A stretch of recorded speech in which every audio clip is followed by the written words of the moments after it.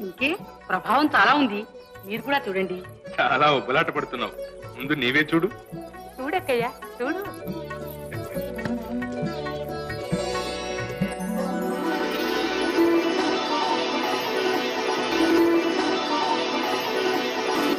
అంతా లక్ష్మీ ప్రసన్నంగా ఉంది. మీరు చూడండి.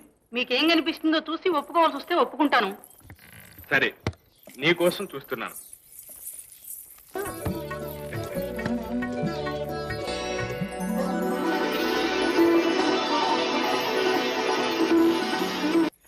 కృష్ణ, నీవు చూడు. ఎవరు కనిపిస్తారు? అందరికీ తెలిసిన విషయమేగా. అర్జునుడు కనిపిస్తాడు.